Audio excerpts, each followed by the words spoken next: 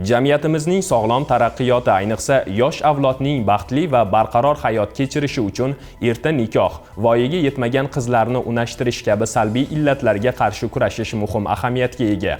Shu mavzu borasida Toshkent viloyati Chirchiq shahrida talaba qizlar va ularning onalari uchun tadbir tashkil etildi.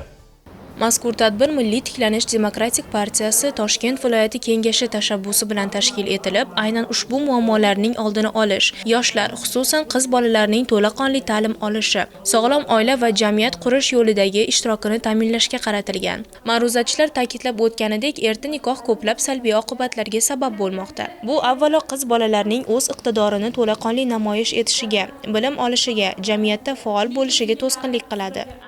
Chirchiq davlat pedagogika universitetida talaba qizlarimiz uchun, ayniqsa farzandli talaba qizlarimiz uchun yetarlicha sharoitlar yaratilganini biz har bitta fakultetda ona va bola xonasi misolida ham ko'rishimiz mumkin.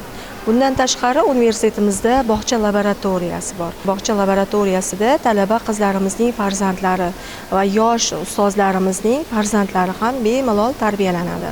Har bitta bino eng oxirgi so'nggi rusumdagi jihozlar bilan jihozlangan va bemalol hech qanaqa o'qishiga to'siqlar yo'q. Ayniqsa tug'ruq ta'tillarini berilishi, talabalar bemalol tug'ruq ta'tillariga borib kelishlari mumkin. Bugungi tadbirimiz ham aynan talaba qizlarimizga, ya'ni o'sha yoshlarni erta turmushni oldini olish yoki bo'lmasam hayotda qiynalmasliklari uchun yetarlicha imkoniyatlar mavjud ekanligini aynan Milliy tiklanish demokratik partiyasi deputatlari tomonidan ma'lumotlar keltirib o'tildi. Bunday tadbirlar o'ylaymizki, doim bo'lishi kerak. Yoshlarimizga, ayniqsa qizlarimizga doim tushuntirib borishimiz kerak. Shuningdek, bu holat ularning sog'lig'i va oilaviy hayotiga ham jiddiy ta'sir ko'rsatadi. Tadbir davomida yana bir muhim jihat, talaba onalarga yaratilayotgan sharoitlar ham keng yoritildi. Oliy ta'lim muassasalarida o'qiyotgan, bir vaqtning o'zida farzand tarbiyasi bilan shug'ullanayotgan talaba onalarga yotoqxonadan ajratilgan xonalar, moslashtirilgan dars jadvali, psixologik va ma'naviy maslahat xizmatlari kabi imkoniyatlar haqida ma'lumot berildi. Bu kabi sharoitlar nafaqat ularning ta'lim olishini osonlashtiradi, balki oila va kasb o'rtasidagi muvozanatni saqlab qolishiga ham yordam beradi. Oilaliman, 2 farzandim bor. Farzandlarim bilan o'qish qiyin emas. Hamma sharoitlar yaratilgan.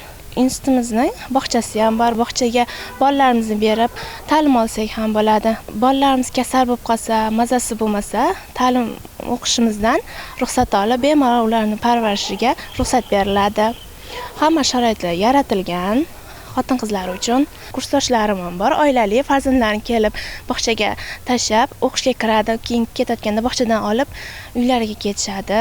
Tadbir yakunida erta nikoh va majburiy unashtirishning oldini olish bo'yicha qonunchilikni kuchaytirish, oilalarda ijtimoiy ma'naviy tarbiyani yanada mustahkamlash, talaba onalarga amaliy yordam ko'rsatish tizimini takomillashtirish borasida qator takliflar ilgari surildi. Yoshlar bizning kelajagimiz. Ularning bilimli, sog'lom, baxtli bo'lib voyaga yetishi har birimizning vazifamiz. Bugungi tadbir esa shu yo'ldagi muhim qadamlardan biridir.